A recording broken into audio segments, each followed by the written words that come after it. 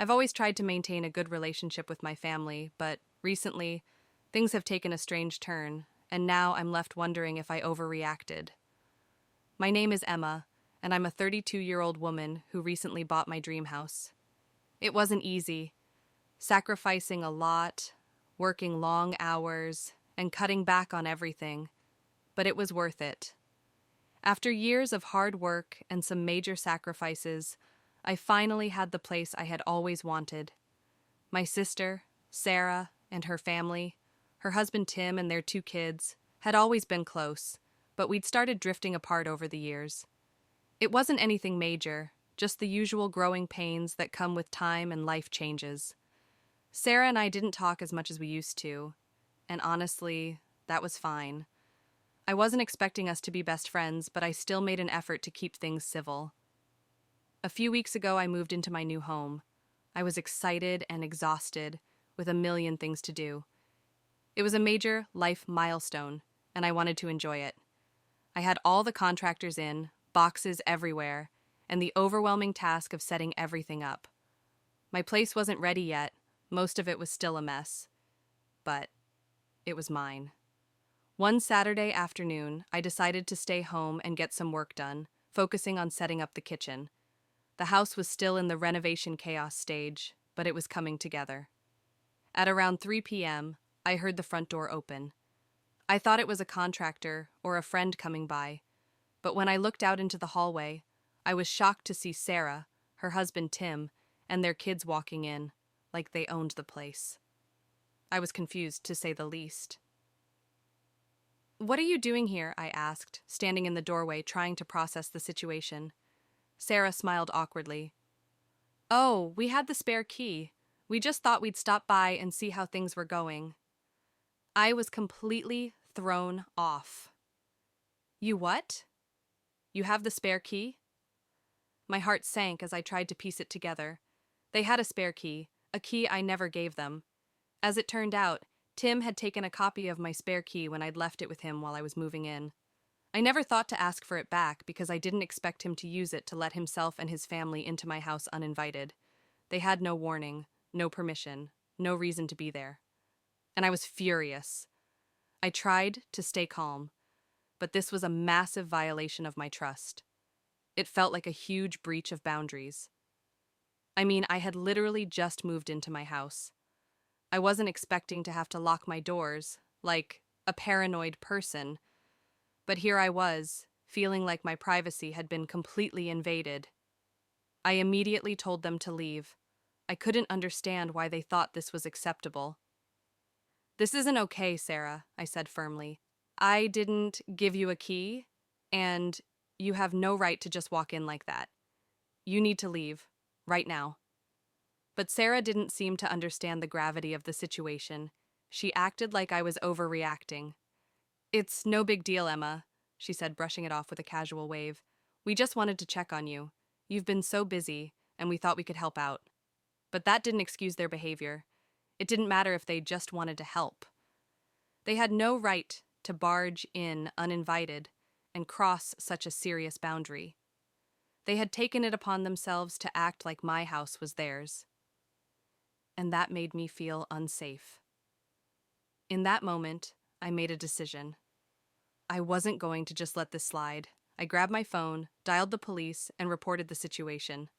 I knew it would cause tension, but I wasn't going to let anyone violate my space like that, family or not.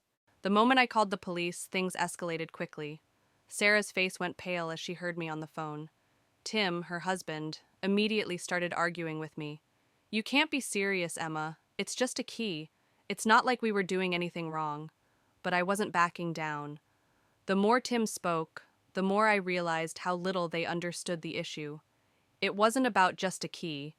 It was about the fact that they thought they could just waltz into my home uninvited, with no respect for my space or my boundaries. This wasn't a casual visit. It was a complete disregard for my right to privacy. They didn't get it. The police arrived within 15 minutes. I was shaking at this point, not because I was scared, but because I was so angry. I never expected my own family to put me in this position. The officers spoke with me first. then with Sarah and Tim, asking them to leave the property and confirming that what they had done was indeed an illegal entry, even though they hadn't physically damaged anything. Sarah tried to explain, but the officers were firm. Your sister didn't give you permission to enter the property. You need to leave now, or we'll have to take further action. At this point, Sarah and Tim were livid. I could see their faces turning red with embarrassment and frustration. Tim tried to speak up, but the officers just calmly told him that his behavior was unacceptable, especially given that Emma had made it clear she didn't want them there. They both gave me angry glares as they left, but I was done apologizing. I had set a boundary, and it had to be respected. After they left, I felt this weird combination of relief and guilt. I wasn't sorry for calling the police. I wasn't sorry for protecting my home. But as I sat there alone in my house, with the police leaving, I realized that this situation was going to have long-term consequences. My family, my sister, would be furious with me for taking such a drastic step. But at the same time, I knew I had done the right thing. This wasn't just about a key. It was about respect, trust, and maintaining the boundaries that were crucial to keeping a healthy relationship, even with family. Later that evening, my phone started buzzing with texts and calls. It was Sarah trying to get in touch with me, but I couldn't bring myself to answer. I needed time to process. I was upset, but I also felt strangely empowered. For once, I had stood up for myself in a way I never had before. The next day, I finally called Sarah back. She was furious, accusing me of overreacting and ruining the family's trust. She called me selfish and said that I had caused unnecessary drama over something trivial. You didn't have to call the police, Emma, she snapped. You could have just talked to us. I tried to stay calm, but I couldn't believe what I was hearing. Sarah, you're not getting it, I said, trying to explain. It's not about the key. It's about respecting my space and my right to live without being violated. You and Tim have taken my trust for granted for too long, and I won't just let you walk all over me. Her response was sharp. You're being dramatic. This is all your fault. At that point, I realized I wasn't going to win this conversation. But I was done with trying to explain myself. I wasn't going to apologize for protecting my boundaries. After my conversation with Sarah, things between us grew colder. She didn't understand why I had reacted the way I did, and frankly, I didn't think she ever would. I had done what was necessary to protect my privacy and space, but in her eyes, I was being unreasonable. Over the next few days, I received a few more messages from Sarah, all with a similar tone. Accusations of me being dramatic, selfish, and even unfair. She said she didn't understand why I couldn't just let things go. Each time I read her messages, I felt a pang of guilt, but the more I reflected on what had happened, the more I realized that I had done the right thing. I had every right to feel safe and secure in my own home, and my sister, no matter how close we were, or had been, didn't have the right to just come in uninvited. I had tried reasoning with her, explaining how important it was to me that she respected my boundaries, but it felt like she couldn't even see where I was coming from. Eventually, things began to settle down on my end. I didn't hear from Sarah as much. She had likely cooled off, or at least didn't feel like texting or calling me anymore. But then, one evening I got a phone call from my dad. Emma, he said, his voice strained. I've been talking to Sarah and she's really upset. I understand why you called the police, but you have to understand that this is your sister. You're making it so hard for her. She feels like you've turned everyone against her. I sat in silence, trying to process what my dad had just said. Dad, I didn't turn anyone against her. I set a boundary. She crossed it. And I'm not going to apologize for standing up for myself. What happened wasn't about Sarah being my sister. It was about her not respecting my privacy. I'm sorry, but I can't just let that slide. My dad let out a sigh. I get it, Emma. But you also need to understand that she's hurting. She feels like you don't trust her anymore, and you need to make it right before this gets out of hand. I felt a lump in my throat as I responded, I don't know how to fix this, Dad. I've explained myself, but she doesn't seem to get it. I'm not asking for her to agree with me, I just want her to respect me. The conversation ended on a somber note. My dad promised to speak with Sarah again, but I didn't expect much to change. I had already decided I wasn't going to apologize for my actions. I wasn't in the wrong here. But I also didn't want to lose my sister. I tried to keep my head straight, focusing on my work and making the house my home. But the tension with Sarah lingered. At times, I felt like I was carrying the weight of the family drama on my own, and it was exhausting. About a week later, I received a message from Sarah that caught me by surprise. It wasn't filled with anger or accusations. It was simply a text. "Can we talk?" I hesitated for a moment before responding. "Yes, we can." I was both relieved and apprehensive. I had no idea what this conversation would be like, but I knew it was time to address the elephant in the room. Whatever was going to happen, I wanted to clear the air, if only for my own peace of mind. The day Sarah texted me asking to talk, I didn't know what to expect. I hadn't heard from her in days, and the emotional distance between us felt like a wall. As I sat in my living room, anxiously waiting for her to arrive, I wasn't sure whether this conversation would finally bring us closer or push us further apart.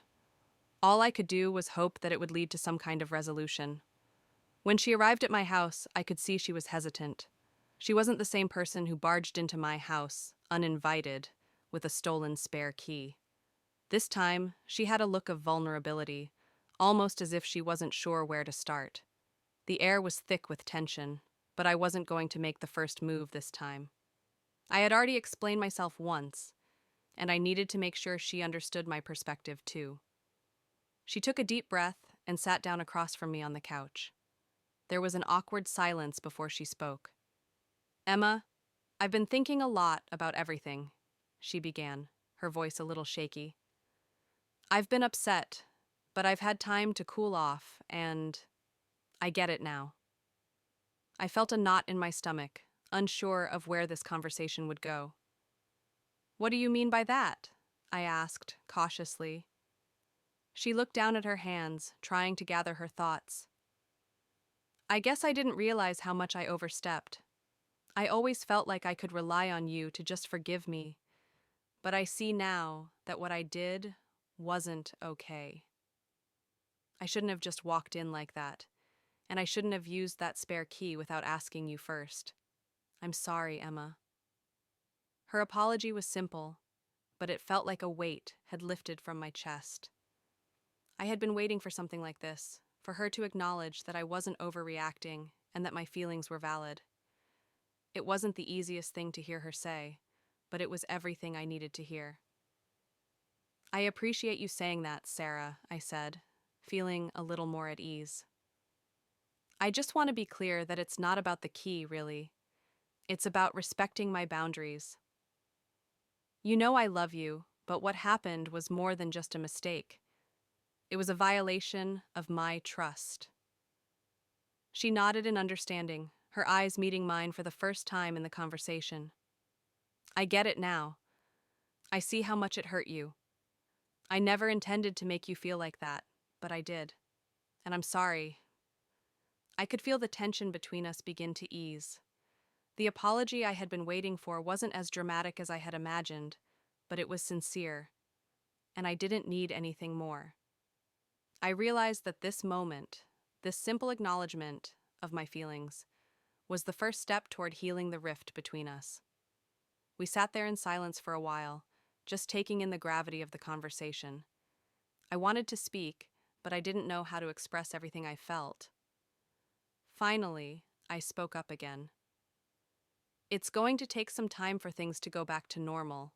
I'm not expecting everything to be fixed overnight, but this is a start." She smiled, her eyes softening. "Yeah, I agree. I don't expect things to be perfect either, but I do want to fix things with you, Emma. I don't want us to keep drifting apart." For the first time in weeks, I felt a sense of relief. I didn't know what the future held for our relationship, but at least we had cleared the air. We weren't exactly in the same place as we had been before, but I no longer felt like I was carrying the weight of this conflict by myself. Sarah had acknowledged the mistake, and I could feel a shift toward understanding. As we finished our conversation, we agreed to take it slow and see where things went. There was no rush to fix everything, but for the first time in a while, I felt like I had control over my boundaries, and that was enough. As time passed, I began to notice that our interactions were shifting. The tension that had hung over our relationship like a dark cloud started to dissipate. Sarah and I had our ups and downs, but the constant bickering and the hurtful words had mostly stopped. It wasn't perfect, and I knew it wouldn't be anytime soon, but things were getting better. The most important change was how Sarah started to take accountability for her actions. She didn't apologize every time we spoke, because that would have felt disingenuous, but her actions spoke louder than any apology could. She began respecting my space and boundaries more than ever before, and when we had disagreements, she didn't dismiss my feelings the way she used to. There was an effort to understand where I was coming from, which I appreciated more than anything. But even with all the progress, I still couldn't shake the feeling that the damage from the past was something I couldn't forget. The sense of betrayal, the violation of my trust, it wasn't something that would just disappear overnight. I had to learn to let it go, but it was harder than I anticipated. At the same time, I realized that the more I held on to the past, the harder it became to move forward. One afternoon, I decided to take a step back and really think about everything. I had been so focused on trying to rebuild our relationship that I hadn't truly taken the time to process my own feelings. I sat down with a notebook and I wrote out everything that had happened, from the moment Sarah took my spare key without asking to the night I called the police. It felt therapeutic, even if it was painful. Writing it all out made me realize just how far I had come. I had allowed myself to feel powerless for so long, afraid of setting boundaries, afraid of confrontation. But when I called the police that day, I had made a choice to stand up for myself. I wasn't weak. I wasn't being dramatic. I had done what I needed to do to protect myself, and that was something to be proud of.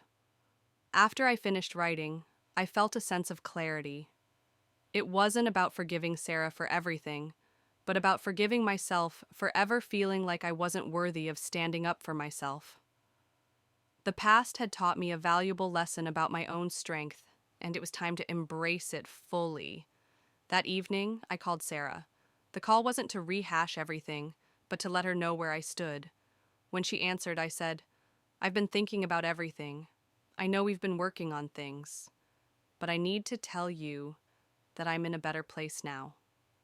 I'm not holding on to the past anymore." There was silence on the other end, but then she spoke softly. "I'm glad to hear that, Emma. I don't want to keep dragging us down with this. I want us to move forward." We talked for a while longer, just about life in general. It wasn't a groundbreaking conversation, but it was one that felt right. There was no need to keep going over the same old issues. We both had learned, and now it was time to focus on what came next. The next time we saw each other, it wasn't awkward, it wasn't forced. It felt like we were just two people who had been through something difficult and had come out the other side stronger. There was a new level of understanding, and while our relationship wasn't perfect, I realized it didn't have to be. What mattered was that we were moving forward, respecting each other, and finally healing. As the weeks went by, I found myself slowly letting go of the weight I had been carrying for so long. I wasn't completely free of the hurt and confusion that had come from Sarah's actions, but I had learned how to put it in perspective. I was no longer dwelling on the anger or the frustration I had once felt when I thought about the past. The tension had definitely lessened, and I felt like I was finally able to breathe in a way I hadn't before. It was during this period of introspection that I realized I was no longer doing the emotional heavy lifting alone. Sarah, though still imperfect, had proven she was willing to meet me halfway. She made an effort to spend more time with me and our family, trying to be a better sister and acknowledging when she made mistakes. I didn't have to teach her how to respect me anymore. She was starting to figure that out herself, and for that, I was grateful. One afternoon, Sarah invited me over to her house again, this time without any tension or agenda. It was just to hang out, and I was relieved by the simplicity of the invitation. We hadn't done that in years, just enjoying each other's company without the undercurrent of conflict or guilt. When I arrived, she greeted me with a warm hug, something that, while simple, felt like a huge step forward. We spent the afternoon chatting about old memories, our childhood, and our future plans. It was so easy, so natural, that it was almost like nothing had ever happened. The difference this time was that I wasn't looking at her with skepticism or anger. I had let go of the resentment, and in return, she had shown me that she was ready to move forward too. The next few days passed quietly, but with a new understanding between us. We didn't have to talk about the past anymore because we had both acknowledged it in our own ways. We didn't need to keep hashing out the same issue. We had learned from it, and that was enough. Then, about a month later, Sarah did something I wasn't expecting. It wasn't anything grand, but it was significant in its simplicity. She sent me a text that said, "I've been thinking a lot about what you said about setting boundaries. I've started doing that in my own life. It's hard, but I'm working on it." It was a small thing, but for me it was huge. To hear her acknowledge that my actions had influenced her in such a meaningful way was a form of validation I didn't realize I needed. It wasn't just about Sarah apologizing for what she had done. It was about her recognizing that I had taught her something valuable. She was actively working on her own boundaries now, something I never would have imagined her doing before. When I saw her in person again, I mentioned the text.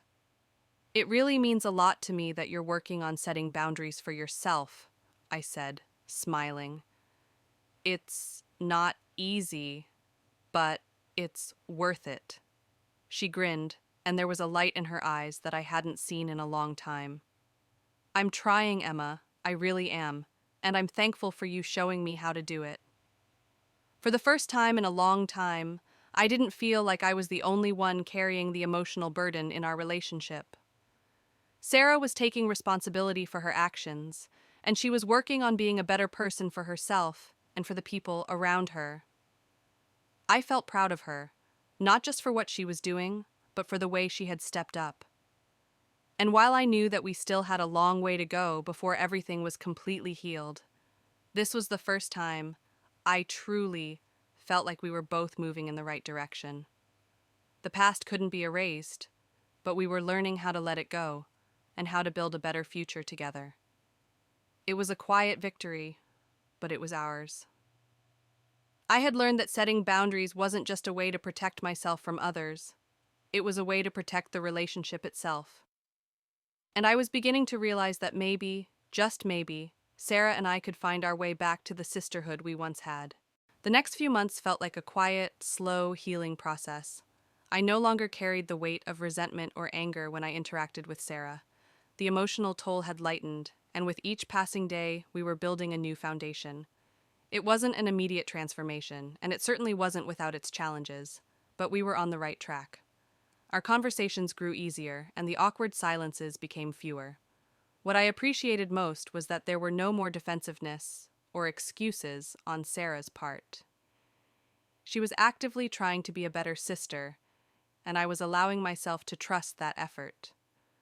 For the first time in a long time, I felt like I didn't have to protect myself constantly when I was around her. I was still cautious, of course, but I was beginning to relax. One day, Sarah invited me to a small family gathering. It was just her, Tim, and the kids, and she asked if I could come over to their house for dinner. We were still working on rebuilding our relationship, and the invitation felt like a big step. For once, it didn't feel like I was walking into a minefield of unspoken tensions. I felt a sense of calm when I accepted her invitation, realizing how much progress we had made. When I arrived, it felt like the weight of the past had finally loosened. The kids were running around, laughing, and Sarah was in the kitchen, preparing dinner. Tim greeted me warmly, and, while things were still a bit formal between us, the air was no longer tense. The small talk flowed, and I noticed myself laughing with Sarah again, just like old times. We weren't quite the same as before, but we were finding our way back to a healthier, more understanding dynamic. During dinner, Sarah looked at me across the table, and for a moment, I saw the same sister I had known before. Everything fell apart. Emma, I want to say something, she started, her voice calm and steady. I know things have been tough, and I just want to thank you for being patient with me. You've taught me a lot about what it means to set boundaries and to respect other people's space, and I can see that we're both better for it. Her words hit me harder than I expected. The fact that she recognized not just the mistakes she had made, but also the effort I had put into creating a healthier relationship between us made me realize just how far we had come. It wasn't a perfect moment, but it was a genuine one. I'm proud of how far we've come too, I said, feeling my chest swell with pride. It's been a long road, but I'm glad we're both trying. Later that evening, we cleaned up together just like we used to. There was no tension, no lingering resentment. It was the first time in a while that I didn't feel like I was walking on eggshells around Sarah. We were simply two people who had been through something difficult and were finally moving forward. For the first time in a long time, I felt like I had my sister back, not in the way I had imagined, but in a new, healthier version. It wasn't perfect, but it was real, and that was enough for me. A few weeks later, I received a message from Sarah. It was simple, but the sincerity was clear. I know things haven't been easy, but I want you to know that I'm grateful for you. And I'm thankful that we're finding our way back to each other. I love you, Emma. The message made me pause. There was so much in those few words, so much healing, so much love. In that moment, I realized that the journey hadn't been just about Sarah and me fixing things. It had been about me learning to stand up for myself, about understanding the importance of setting boundaries, and about reclaiming my own peace. I didn't need to carry the weight of the past anymore. I had found the strength to move forward, and Sarah had found her way back to me. Our relationship wasn't what it had been, but maybe it was even better. We had both changed, grown, and learned, and that was what truly mattered.